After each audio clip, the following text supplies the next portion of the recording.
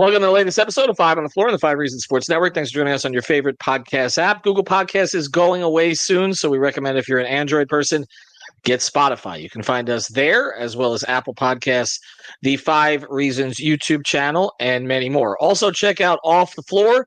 That's our new Discord server. Upwards of 500 members now, paying members, $2.99 per month. We have 10 channels there. Make sure you're on there as we lead up to the playoffs. Also, a lot of activity of late in the draft prospects channel. So looking at who the Heat might take if they keep their first round pick for this year. So check it out. It's the Off the Floor Discord. It's where you hear from Brady, myself, Alex, Greg, and others from the Five Reasons Sports Network and can communicate with each other without having to deal with Twitter. The link is right here in the description on YouTube, on the podcast feeds, and on the Five Reasons Sports Twitter page. Also, check out the great sponsors of the Five Reasons Sports Network. And this is a new one. And this one is a good one. This one fits our crowd quite well. It's called Jerseys 305. Go to jerseys305.com.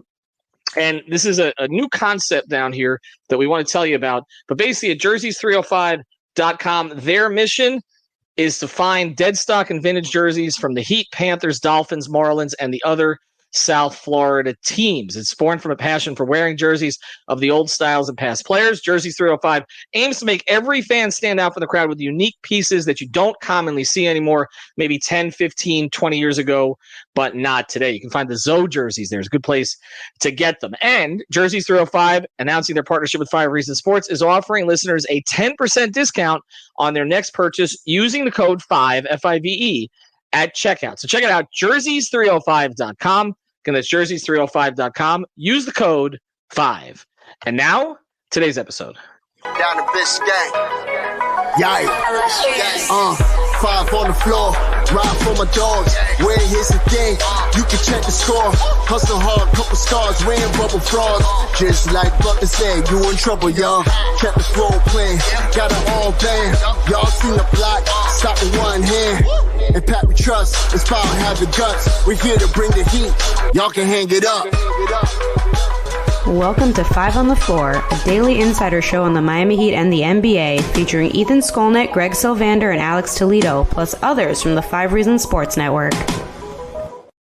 Welcome back to Five on the Floor. Here's today's floor plan. I'm Ethan Skolnick. You can follow me at Ethan J. Skolnick, and Greg Sylvander you can follow at Greg Sylvander. And we're going to do something now that we tend to do about 3 weeks before the end of regular seasons, which is look at where the Heat may seed and where they may want to seed, which maybe two different things. So let's get you where they are right now. As we speak, the Heat are basically fighting with the Sixers and the Pacers to get the 6th spot. Okay. Now, tonight, both the Pacers, and again, you may be listening to this podcast after it, both the Pacers and the Sixers are out west and underdogs. One of them is playing Sacramento. The other's playing the Clippers. I'm not sure which is which. Of course, the Clippers didn't take care of business against the Sixers the other night, so it must be the Pacers that are playing the Clippers. Pacers play the Clippers. You're right. Pacers are playing the Clippers.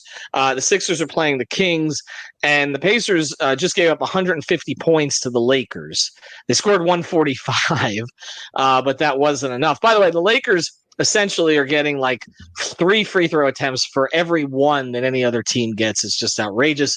And it was like 43-16 in that game against the Pacers. But either way, the Heat are essentially locked in this 6, 7, 8 thing with Philadelphia and with Indiana.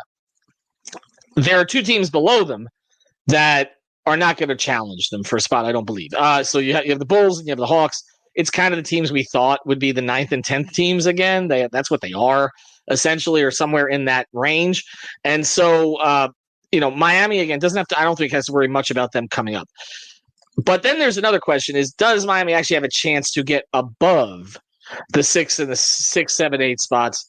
And I think it's unlikely, but let me just give you the standings on this, Greg. So obviously Boston's run away. Okay, they're 11 ahead of the Bucks. Going into tonight's play, and we're recording this on a Monday, the Bucks are 3 games clear of the Cavs, who just got obliterated by Miami, and they're just beat up. I mean, like we talk about Miami's injuries. Cleveland just got Mobley back, but Strus is still out. Mitchell's still out. And they just had real problems getting people on the floor lately, and they have had a lot of road games. The Cavs are a half game up on the Knicks, who are a half game up on the Magic, who are 2.5 ahead of the Pacers and 3 ahead of the Heat. So basically, the Magic and the 5 are 3 ahead of the Heat. The Knicks are 3.5 ahead. The Cavs are 4 ahead. Before we get to kind of the specifics of the 6, 7, 8 battles and go through the schedules, do you give Miami any chance to get as high as 5, which would essentially mean taking out one of those 3 teams, Cavs, Knicks, or Magic? I mean, I am the hope trafficker. I am the sunshine pumper, but no, they're not going to do that. This is the part of the season where I look at the loss column and I basically throw the win column out the window. And 3 games in the loss column with 12 or 11 games to go, that's a lot to make up. So to me, no, they're not getting up as far as I had hoped they would in that 4 or 5 matchup. But frankly, the more that I look at it and, along the theme of the loss column, despite the fact Indiana has 1 more win, they're locked 32 losses among the Pacers, Heat, and Sixers. They have a real shot at the 6 seed, and to me, that's where they should be aiming for. It's the perfect matchup, whether it be Cleveland, most likely Cleveland, but maybe Milwaukee. For me, that's the clearest path for them as well. I guess you could argue that 7, but then you run the risk of this whole play-in scenario breaking down the wrong way. So to me, there's no way that they're getting to 4 or 5. So this is about settling in on that 6 spot. 6 is the perfect seed for them because they squandered a chance at getting home court in the first round. So, and they squandered getting a chance at home court in the first round because they can't win at home consistently. I mean, that's the thing. Like, they're basically the same team on the road and at home, and that's not supposed to happen. And so now you can say, well, I guess it doesn't matter because they don't play well at home anyway. So why do you need home court? It always helps to have it in the postseason. There's more of a disparity even in the postseason than there is in the regular season, home versus road. But we can start looking at games, blowing the 20-point lead in New York. The Washington game, obviously, is the one that's going to jump out most recently. Pissing away that Nets game at the end of that road trip after losing to the Knicks because you just didn't have enough healthy bodies. I mean, there's a lot of these, okay?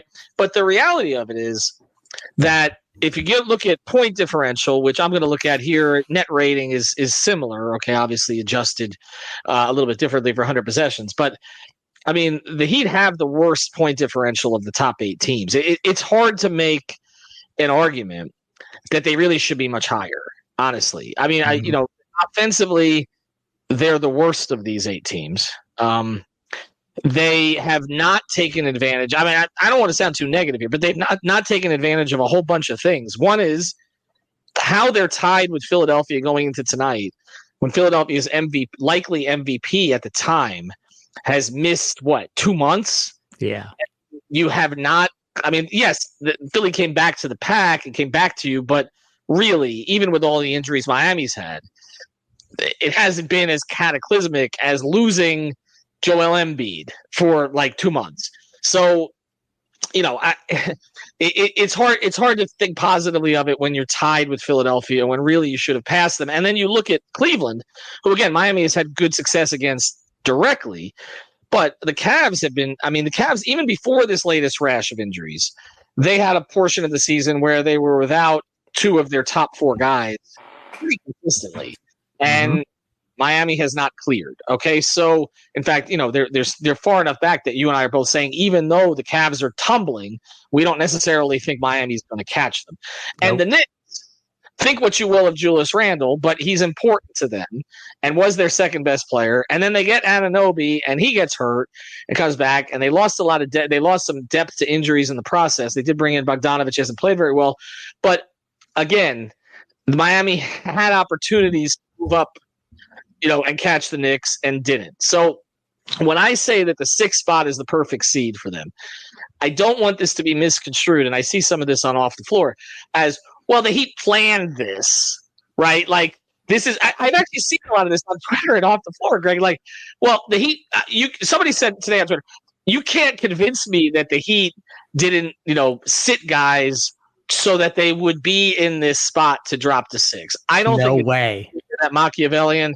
I don't think the Heat can control outcomes like that, especially this season. I just think this is where it's fallen. And if it's where it falls, like you said, of the bad option of starting on the road, the 6 seed is the best spot to be. It's better than the 5 spot because, again, if you win that first round series as a 5 spot, you're going to get stuck with Boston in the second round. This way, you're not. Okay, you get likely Milwaukee, who I think we all agree is a better matchup for them, at least at that stage. And the 7th spot is a disaster. I'm sorry, because I don't trust his team at home in a 1-game scenario. Because I saw it last year too, Greg. They lost that game, right? And they were 3 minutes away from losing as essentially the 8 against the 9. So, again, it's worked out in a position where they can still salvage it, but it was not planned, and it was not the ideal scenario when we started this season. I thought they could get the 3, and they punted it away basically. Agree. And we were talking about this recently, and it's a good moment to bring it up. We used to harp on Dwyane for how many games he played, and now to have Dwyane Wade 70 games on the docket would be beauty. He might lead this team in games played. That is sick. To say that out loud is crazy. And Duncan and Jaquez, I guess. Well, Jaquez missing time now, and Duncan's missing time. Those two, Bam, have been the most, I guess, available. But yeah, I mean, it's been frustrating. It's been frustrating. And you can tell by the fan base, they don't know who's going to be out there. What are we talking? 34 starting lineups to this point. And the crazy thing is they're only 4th in the league in most starting lineups, or 3rd in the league in most starting lineups. So this is happening to a lot of teams. And to me, it starts to beg the question of if all this rest and load management is actually working. But this is a situation where they had more than one opportunity, because Indiana has had injuries too. Halliburton's been in and out, etc. They made big trades and shifts to the roster. They had chances to move up in the standings. They didn't capitalize on that. So now 6 is the best spot. But again, it's relative. All things are relative here. And that's just essentially where we've landed with them. But the crazy thing is that the 6 spot does provide a path. 7 does too. But 7 obviously comes with the anxiety of that damn play-in. But other than that, just staying out of Boston's bracket, to me, provides a path. But I go back to what you said at the start of this in terms of net rating, and you look at also point differential. Nothing in the data, if we're going to let the data win, nothing in the data tells us that this team is about to go on some magical run. But we do have the benefit of hindsight to back up the data. And so that's where I think most fans are hanging their hats right now. And that's a weird spot to be in when you're just kind of hope is not a strategy, yet that appears to be the strategy at this moment. Right. Yeah, exactly. I mean, hope is a strategy, again, based on the past, but what is it? Well, I can't even think of the expression right now, but basically the past is not a precursor to the future. You just don't know. Okay. Who's going to be healthy enough to carry them the way that Jimmy carried them last year, or whether Jimmy's all right, small technical issue with my voice as well. We'll get to more of this on the other side of the break. Before we do want to tell you about a great sponsor of the 5 Reasons Sports Network, our friends over at Better Edge. And we talk about Better Edge all the time. It's with an O, betteredge.com. Use the code 5RSN or 5 Reasons. Why go to Better Edge? Because we know that there's a legal sports book now in the state of Florida. Well, why go here? There's no VIG here. That's a huge difference. If you don't know what VIG is, that's the cut the book takes. This is not a book, okay? This is a marketplace. It's different. And the other thing is you can find the line that you want. And I can just tell you that the other legal sports book in the state of Florida, that's not necessarily the case. So check it out, betteredge.com. Use the code 5RSN or 5 Reasons, and you'll get $20 to play. It's legal in 45 states, like I said, including Florida. And also join our contest. We're going to do another contest for April for the last couple weeks of the NBA season and get into some of the leaders of the various categories and all that kind of stuff. And you can win great prizes. So check it out, betteredge.com. Use the code 5RSN or 5 Reasons. All right, let's get to this, okay, because we've established at this point that like the 6 is the target here. So the 8 is the worst possible spot, and the 7 is dig yourself out of this again, okay? Because they ain't digging out of 8. I'm sorry, like they're not digging out 8. All right, so let's go to the schedules, okay? The Heat Warriors at home.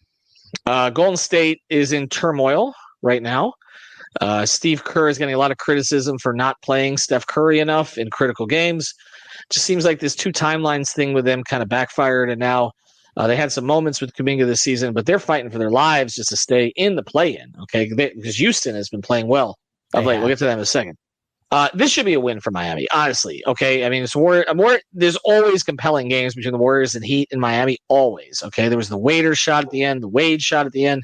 I remember, Steph kind of had a breakout game against Miami way back, and as did Draymond. But again, this should be a win. Blazers at home. If that's not a win, end the season. Yeah, because that will be an embarrassment of epic proportions. The next one too. Just add at Washington to that too. Well, I would say that, but Washington is so bad this year, so bad. Like, we were looking at their clutch numbers on playback, and they are literally a minus 50 net rating in clutch situations this year. They have an 80 offensive rating and more than 130 defensive rating. Jeez. That might be the worst in history. Somehow the Heat lost to that team a couple weeks ago. That you're right. That has to be a win. This really should be 3 straight wins. Honestly, injuries and all the rest of this. And I'm sort of past the point of using injuries as an excuse, because injuries are the norm with this team. I mean, it's just that's just the way it is. Spo doesn't use them. No, I mean, right. Exactly. Well, I give him credit for that. We always have. Okay, we have enough philosophy as opposed to the Doc Rivers excuse making. That's one of the reasons we revere Spo. But this offseason, they need to look at everything, because this is ridiculous. It's just ridiculous. Like, it's just you can't. I mean, when you have guys crawling over. Well, Tyler's may not get over 40 games, but you have guys crawling over 50 games or 60 games. I mean, come on. I mean, this is not – you can't tell me this is normal when, again, during the Big Three era, when you had older players on that team beyond the Big Three, okay, who were younger in their prime. Dwyane was kind of on the edge of his prime. Those guys played. They played. Shane Battier played like 78 games. Like, this is not – it's not – Ray was available. Like, this is not normal. Sorry. They got to look at all of it, okay? Everything from, the philosophy of it to training, whatever it is, okay, it's got to be looked at, okay? Unless this is strategic by them to basically – I don't know why it would be, but it's got to be looked at. But anyway, these 3 games should be wins regardless of who they put on the floor. Knicks at home, Sixers at home. Got to get one of them. You got to get one of them, right? You got to get one of them. Okay, so you should be 4-1 through that stretch. At the Rockets, I don't really like that matchup for them. And Houston's not the way Houston's playing. Yeah. Right. At the Pacers, always tough in Indy, but that's going to be a game you're going to need to get. Got to get it.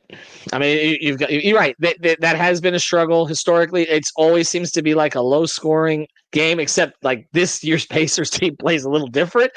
But you got to get that one. At the Hawks, got to get that one. Hawks are basically locked into a 9 or 10 spot. Like, they're not going to drop out. They can't drop out. Brooklyn's been eliminated, right? Or they eliminated or close to eliminated. They're right there. And so you've got to get that. Atlanta's not really playing for anything. I mean, they're going to be in the play-in, but that's it. The Mavericks at home. That'll be a tough Dallas game. will be playing for something most likely, right? Yeah. And then 2 at home against the Raptors, who've been eliminated. So those have better to be get both. Okay, so on this, I'm saying the Warriors game should be a win, but it's not like it has to be a win. I would say the Blazers game at Washington, at Hawks, Raptors. Those 5, they have to get those 5. Okay. Correct. Then the Warriors game, they should get one of the Knicks or Sixers games at home. They, in my view, probably have to get the game in Indiana. It's not going to be easy, but they have to get it because I kind of feel like they'll drop that Rockets game. But anyway, we'll see. We'll see again who's that would be 8 available. wins. But right. So if you're at 8, okay, what are they at right now? 39. So that gets them to 47 and 35, which is what I said before the season. Okay, so hashtag even is right. Well, I didn't think it would happen this way necessarily. I thought they could be a little better than that, but I kind of hedged it somewhat. But 47 and 35. Okay, so let's look at the other schedules here. Pacers at the Clippers tonight, as we're speaking. Clippers are not playing well right now, but again, there's talent on their roster, and they're a playoff team. At the Bulls, Lakers at home, Nets. Thunder at home, that Heat game we talked about, at Raptors, at Cavs. That probably will have some significance to Cleveland. I think we'll see how far they drop. That could be a game that determines whether Cleveland is 4 or 5 at this point, if Cleveland continues to drop. So that might have some significance. And then Hawks at home. It's not the hardest slate. I mean, honestly, as we're speaking here, they need to lose to the Clippers tonight to help the Heat, because they'll probably get that game in Chicago. We'll see. Lakers at home, maybe, probably. We'll see. Again, they just played a game with 295 points scored. 2 Nets games are probably wins for them. Thunder Although game, it's hard to beat a team twice, but to your point, the Heat are going to have to do it with Toronto too, so they both got to take care of business. Correct, and they've been in that situation before. And then, like we mentioned, that Heat game, it may ultimately, come down to that Heat game, that game in Indiana, which is the 4th to last game of the regular season. And then the Sixers, again, assuming Embiid is not back during the regular season, at Kings tonight, needs to be a loss for Miami. Clippers at home, at Cavs, at Raptors feature prominently in a lot of this stuff, even though they're not playing for anything and their stars are hurt or traded. Thunder at home. Yeah, so the Pacers and the Sixers play the Thunder. That's good for the Thunder. Miami's done with them. At Miami, critical game. We've talked about it. At the Grizzlies. Miami, you want to talk about another game that Miami dropped that is coming back to haunt right now? That Grizzlies roster as currently constituted, Miami's not the only one, by the way. Milwaukee lost to them too when they didn't have anybody healthy. But at the Spurs, Wemby could go off, or Wemby could be shut down by then. That's 4 games from the end of the regular season. Pop may just shut him down. Pistons at home. They should get Magic at home. That may be a critical game for the Sixers. Magic at home. We'll be talking about that one probably. Yeah. And Orlando, and then the Nets at home again with nothing to play for. Nets and Raptors are all over these schedules. And again, both those teams are eliminated. I feel like Miami's schedule is tougher. See, it flipped. I don't think it was coming out of the All-Star break. Agreed. But the Detroit games are gone. They blew one of the Washington games. They got one left. And we talked about it. There weren't any elite teams on the Heat's docket, unless you want to call the Knicks elite. But they were done with Celtics, done with Milwaukee, right? Done with OKC after the game they played, about 2-3 weeks ago. Done with Minnesota, right? Didn't beat them either time. Done with the Clippers, didn't beat them either time. Okay. Done with Sacramento. I guess they split with them, right? They had the easier schedule, but I think it's caught up a little bit because some of those teams, the Detroit Washington thing is going to be out of here. And again, you look at Miami's schedule, the really soft games are, the Washington game still, as we mentioned, the Blazers game and the 2 Raptors games, when I don't even know who's going to play for Toronto at that stage because, again, they don't have Scotty Barnes. They traded Siakam. Quickly's playing for a contract, but I'll say this total, okay? On paper, provided that they can get 10 of their top 13 on the floor, Miami should be ahead of both these teams. They just should. The Sixers, right? Without Embiid, exactly. That's how you have to plan for it. And I also think we should caveat this by saying that Tyler Hero could be back for some of these games, which could change the trajectory of the team for better or worse. Because when you have to integrate a new player, that sometimes leads to blips on the radar just as you're going through a season. So that's going to have to be done on the fly. If he's even back, it likely would be in April, not in the month of March, as we close down here. So it's a lot of variables that, to me, doesn't leave me feeling confident that they're going to stay out of the play-in. There's a path to it, but I think that this is likely a team that's going to have to claw their way through another run that's going to be really difficult to get through, and probably 7 seed is the real, if the pessimist says 8 and the optimist says 6, we're probably landing around 7, right? The one thing is here, it's still in front of them because they still have games left with the Sixers and the Pacers. And they still have enough soft games here where they can maybe not play their best. They'll end up in a clutch game, probably with the Blazers at home, and just have to find a way to pull it out at the end. And remember, this is the other thing to consider. Some of these teams at the end of the season, soft tank. And I remember seeing it with Utah last year. Like Utah got off to that hot start, and by the time they came down to Miami at the end of the season, they were in tank mode, okay? And so I just think that you look at some of these, the Nets don't have their draft pick, okay? So that's one thing to consider. So and again, they're heavily featured on the Sixers and Pacers schedules. So they don't have their pick. So there's really no reason for them to try to lose. They're kind of stuck forever now, or at least for a while. The Raptors, I believe, do have their pick. Yeah. Okay, so that's beneficial to Miami. Yes. To close out the year. That's benefit, right? Because in a certain point, some of these teams, again, players don't tank. I want to make that clear. Players don't tank. Coaches don't want to tank. Organizations make subtle suggestions, right? Absolutely. You don't really have to play this guy 33 minutes, do you? Maybe all 24.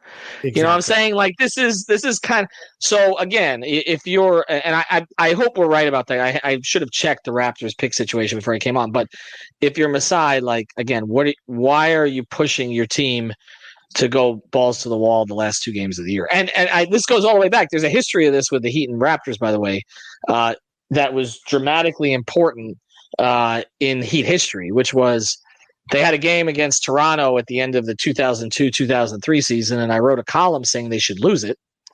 And a couple people in the organization called me angrily. We don't do that.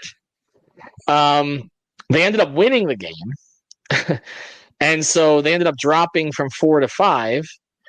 And if you remember, Chris Bosh went 4th, and Dwyane Wade went 5th. And then they ended up with Chris Bosh later on anyway. And so what they would say to me is, see, that's the karma of basketball. You don't cheat the game, right? That's the way the Heat view this. And they've always said to me, up and down the front office, we suck at tanking.